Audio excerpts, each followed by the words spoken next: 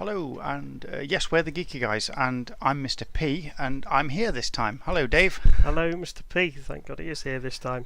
It's makes a nice change, doesn't it? But we're all here, we're all ready to have a bit of a chat about quite a big subject that's going to be coming to fruition in the next couple of months. Well, a big subject for all us Star Trek fans. Indeed. Discovery. Star Trek Discovery. Discovery. It's had some ups and downs, Dave. It has, I think. Production. People were a little bit unsure at first, and a little bit worried about how good it was going to be, what the continuity was going to be like between this series and previous series. Can we just talk for a second about Prime Universe, Kelvin Universe, and now they're going to put this one in a different one altogether. And now apparently this is alternate Prime, Yeah. which is just causing problems for themselves, really, isn't it? If you go with established canon, you've got a lot of material to go back to bring into your future episodes. To be fair, they can now take that, twist it, and do whatever they want with it. Oh, they can pretty much. As somebody mentioned to one of the executive producers the other day, there's been a big thing on social media about the new look of the Klingons, and they kind of said, well, our answer is that we're making a new show. Yeah. Yes, we're bringing in things from previous series, but Yeah. if we want to have a new take on things, we're going to do it, Yeah. and that's it. And people were a bit unhappy with that answer and say that's not really very nice. To interject, what I did notice the other day online was that, and this is thanks to the Trekkie girls actually, because they did post a picture from San Diego Comic-Con, and you can see all the props and uniforms, and they did intimate that maybe the Klingons, the head and the headpiece that you see is actually a helmet. So Yeah, what's underneath could be different. We don't know, but they did put that on, which I thought was like, yeah. ooh, And I interesting. think to be honest, I've kind of come to the thought. I've watched a few trailers now, and the little bits I've seen, the little bits of conversations between characters, which is really the only time you can see how these designs are going to work when you actually see them interacting with other people and in the actual set situation that they're properly filmed in, you can make a proper decision. And I do think that actually they could be pretty good, and it actually might not be a bad design, and although it's a little bit different initially, it could prove to be a good thing going forward in the series. I was very standoffish when I saw that it was going to be different. I must admit, I did kind of think, I'm not so sure. And to be fair, it was only this evening I actually sat down and watched all the extended trailers from Comic-Con that had come out. And having watched all that, I'm now thinking, you know what, maybe it's not going to be quite that bad. It's probably going to be okay, actually. I'm quite looking forward to it now. But then again, I mean, if you can take something out of context and you chuck it into a trailer and you put it out, you can expect to have some kind of like it, love it, hate it reactions, because it's not been seen in context with the rest of the episode. Maybe that's a little clip from episode 3 and you've not seen episode 1 and 2, so it doesn't really make sense. So we've had that a lot in history, where we've seen trailers for things and been, it might be alright, not too sure, and you've not massively got excited about it, and then you've watched the series and seen it in context with the material and it's made sense straight away and been really good. Yeah. So we don't want to be jumping the gun too much on trailers and saying it's good, bad or indifferent. I mean, let's be honest, you look at the trailer, production value, absolutely fantastic. Oh yeah, I mean I mean, people have said that. No Star Trek fan at all can moan about the budget or the look of the show, because it does look like movie style, like they've spent $300-400 million on it. It does look amazing. Yeah. And I'd imagine there's a lot of people, a lot of cast and probably directors from previous Star Trek material that have been, I wish we had that budget when we did this series, when we did Deep Space Nine, or when we did Voyager, or especially when we did the original series or TNG back in the day. So I think that's always going to be a good thing if they've spent money on it and spent time on it and put so much effort into making the show. It's got to end up with being a decent product, I think. With only one condition: the writing has to be spot on. And I think with the key with any show is to get the writing right. Yeah, I mean, you find that with a lot of shows. I mean, never mind Star Trek. I think if the writing's really good and there's some good ideas and there's some things that have not been explored before, or there's some nice nods to things that have happened in the past, or things that have happened before that are twisted and produced in a different way, I think that can kind of make you serious. So it definitely is down to the writing. Yeah. Your cast secondary, probably. Yeah, I mean, like I say, I only watched the trailer again, the proper full trailer tonight, before we recorded this, and I'm a lot more impressed now than I was. I'm very looking forward to it. I think we're both thinking the same, aren't we? Yeah, the production quality fantastic. Even the storylines seem to be quite good from what I can see. I know originally they did kind of say that was it going to be set at a time when they first meet the Romulans and they're going to come into it, and that was a thought a long time when Discovery was only first mentioned. Now we know it's going to be a big thing with the Klingon Empire. They had to do Klingons. It was the original series was always a big conflict with the Klingons. Oh, it's the Klingons again. So they had to do Klingons, I think. I think that'll be a good choice. I mean, the Klingons have always been good enemies. There's been some really good characters across the Star Trek series with the Klingons. A lot of memorable ones. I think you can't really go wrong with that. What's interesting is it's set about 100 years before Kirk. No, I think, isn't it 10 years? Sorry, 10 years. Wasn't Enterprise 30 years before, and then they're 10 years before on Discovery? I'm sure it's supposed to be 10 years before Kirk, Spock, and Bones. And so my train of thought there was going... hang on, get the wine out of the system. Was going. Always helps. It always helps. Was going basically if it's an alternate timeline and it's, let's say, around within 10 or 20 years then of the same sort of era as Enterprise before Kirk. Is there a Federation in place at the time? Because in this universe it seems like there is. Because Starfleet's there, and I don't know. Although, I've spoke to you a little bit about. I've started reading the books, which kind of fill in the gap between Enterprise and the original series. Yes. And you do kind of have not long. Well, I think it's specifically 7 years, 6 or 7 years after the last TV episode of Enterprise. Yeah. You actually have Archer and the rest of the people back on Earth in San Francisco that are going to put the Federation together, and obviously the Marcos they'll obviously get together and start forming a United Federation of Planets. So it would make sense that perhaps another 10, 15, 18 years later the Federation is starting to become reasonably established. Nowhere near where we were when we got to the point of TNG or anything like that, but you're talking 140 member planets at that point. It's sort of within the time when they've probably got 10, 20, maybe 30 at the most member planets, something like that. Of course, we are thinking about this logically. Of course, it's alternate prime, so they can basically do what they want with it. They can do what they want with it. They can do what they flipping want. Let's be honest. But it's chronologically, if they was sticking to the timeline, it would make sense that the Federation's been going for a few years. They've got a few people inaugurated into it. People out there in space beyond the solar system know about the Federation. Yeah, absolutely.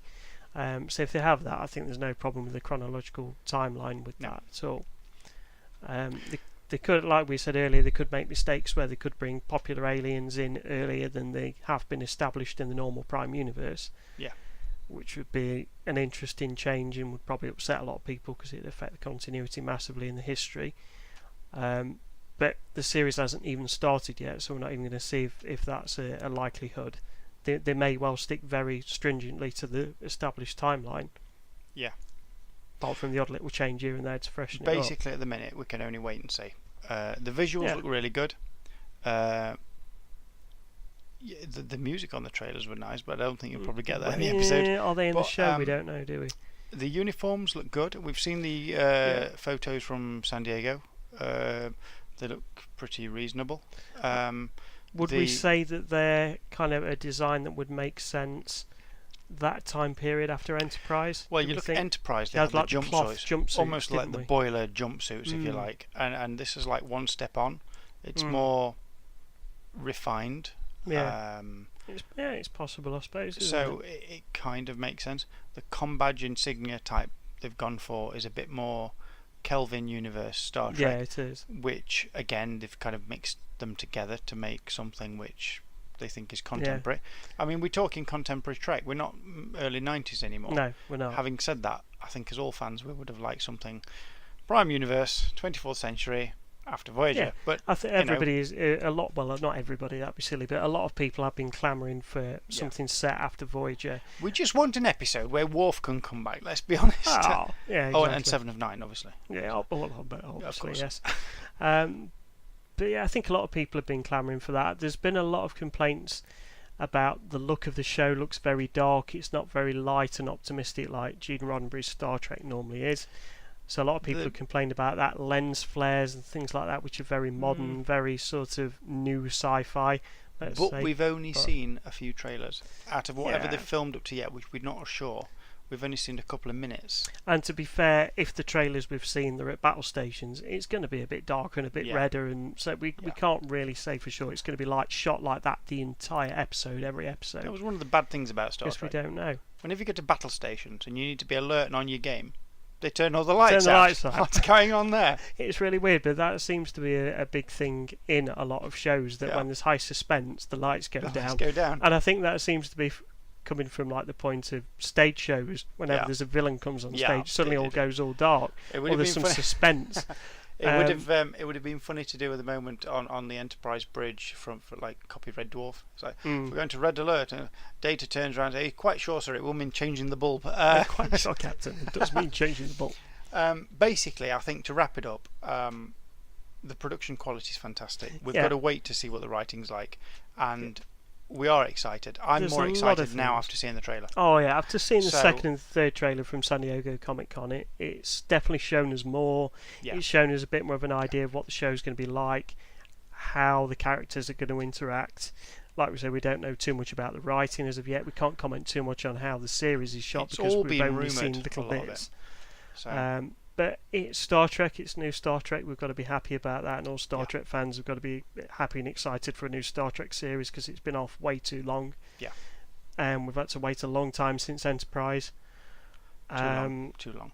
And we've had the J.J. Abrams in between, which has kind of filled in the gap. Which were fantastic, let's be honest. Which were good on their own. They didn't really fit into the established Star Trek timelines Kelvin, or anything. But a Kelvin universe, you look at it as, it's separate. That's great. They were fantastic. I think they kind of said straight from the start, we are a bit separate. Yeah. Things are going to be a bit different. We are going to do it in a slightly different way, but with the classic sort of feel of Star Trek. So I don't think you can complain about that at all. Not at all, no. Not at all.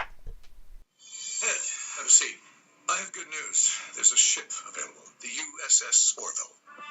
Ever since I was a kid, I have wanted to serve on an exploratory vessel. You're nobody's first choice for this job, but we have 3,000 ships to staff, and we need captains. Can I have one of these mints? Those are marbles.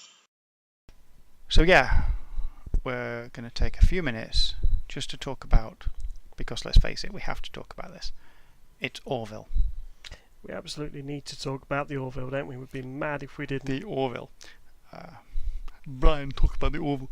I can't do Stewie's voice. The USS Orville, indeed. Yes.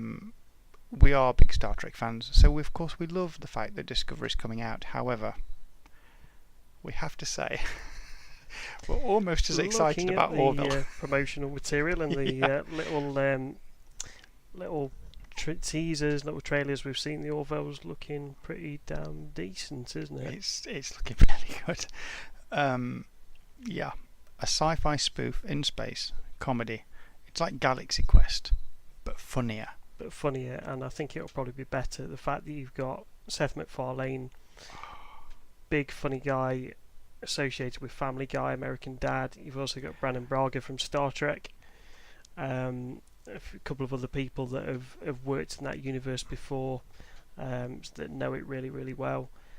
I think there'll be some really nice little nods, little back references to Star Trek in there. Yeah. As well as it being its own little series, I think, being its own entity. That was really good and technical, Dave. However, I just can't get over the fact that if you close your eyes, you'll just hear Brian from Family Guy, captain in a starship. Yeah, pretty much. I think you're going to just all the time just hear Family Guy characters, aren't you? Just because Seth MacFarlane's going to be doing obviously quite a lot in the show. I think you're just going to have a lot of things that are going to relate back to Family Guy. Well, we're going to really love this, and I think everyone else listening is going to love this too, especially if they're geeky and like Star Trek, like space shows. Yeah, I mean, to be honest, he's said that it's not necessarily going to be 100% Star Trek. No. There is going to be references in there from things like Battlestar Galactica, even from things going back as far as things like Farscape. People have said recently on Twitter that the ship design is a little bit similar to the main ship on Farscape. Yeah. In some ways, so I don't think it's completely fair to say that it's going to be all Star Trek influenced. No. I think it's going to be sci-fi influenced. To be fair, you cannot say that Seth MacFarlane is not good at referencing sci-fi shows. He's got a lot of good Trek experience in doing that, hasn't he? In referencing everything, in fact. Anything like good or camp or geeky in the last 20 years, he's pretty much referenced it on Family Guy and American Dad, hasn't he? Yes. Yeah. We've YouTubed and searched for just those funny videos to watch of a night, so Yeah, so we know the quality. We know we know the comedy. We know the actual intelligence that's going into it as well. And Seth MacFarlane has already said that he's already stressed it is going to be a sci-fi show and not just a straight-out comedy, not just a straight-out sitcom. They are going to have proper good stories, good sci-fi themes that have been staples across the last 10, 20 years are going to be in there. So it's not completely just going to be a Mick take. To be fair, a lot of people know him just for Family Guy or American Dad. But if you've seen the film, is it 50 Ways to Die in the West? Yeah, that's the one. Which was his first sort of big acting gig as Seth MacFarlane playing a character. Yeah. It was actually quite good. It was a bit underrated, I thought, the film. I thought I quite liked it. The comedy was quite good. But his acting in particular, he was quite good. And you felt for the character. He was good at doing the humility. And I think in the trailers for Orville, the same thing comes across. I think you're going to feel for his character. The comedy is going to be fantastic. You're going to love the jokes. But I think we're going to really feel for that character. I think we're going to like him. I think people do forget that he is an actor and that that's one of his other staple things that he does in the industry. He doesn't just do voiceover. He's not just the king of voiceover. He's very good at voiceover, voice acting and creating comedy and animation. But he's also done feature films. He's also starred in feature films, and he's also starred in TV series as well. Obviously, going back to Enterprise, he's starred, and that was a completely straight role, and he just fitted straight in, and he was just a serious actor in a serious role, and that was it. So he can do that as well. He can do serious, he can do straight. Yeah. The bottom line here, I think, is that we love Seth MacFarlane, and we think Orville is going to be absolutely fantastic, basically, and we can't wait for it. I don't think really we can find a negative for it. No, I mean the people involved with it on the acting side, the writing side, even when you start going to producers, executive producers, creative advisors, they're all people that have worked in this universe or similar universes for the last 5 or 10 years. So you've got good people at the bottom of it. The foundations for the show are extremely good, so it's going to be a success. So basically what we're saying is we think the show is going to be fantastic. We love the fact there's an anti-banana ray, and does it work on salads? Well, we can't wait to find out. We need to know that. That's a really important question that we need to know the answer to, isn't it? Does it work on salad? No one likes salad. I can't do the voice. I'll stop doing that. Salad Brian. No, I can't. Neither of us can do the voice of Stewie from Family Guy. Stop it. Let's behave. This is meant to be serious. Of course. Yeah. Okay, so basically Orville, fantastic, we love it, can't think of anything negative for it at the moment. We'll see. It comes out around the same time as Star Trek Discovery. I think it's a little bit earlier. I think it's September the 10th, September the 9th in America, and September the 10th in the UK on Fox, right, I believe. And I think Star Trek is 24th September US, 24th of September UK, so there's about a couple of weeks in between the two of them. So it's the same month, Dave. It's the same month. It's the same month. It's the same timeline. It'll all be fine. Okay, cool. So we love it. I think no negatives. No. Very much looking forward to it. Well, that's it from us this time. I think that about wraps it up, doesn't it? We've got Discovery in there. We've got Orville in there, and two damn good things in there, I would say. Two damn good. The only other damn good thing we need to talk about, which we're going to be talking about very soon, and that's going to be our next podcast. We're going to talk in a little bit more depth about Doctor Who. I think we have to. Yeah, we do. We've got a lot to. We've got David Bradley. We've got First and 13. Oh yes. And 12 to talk about.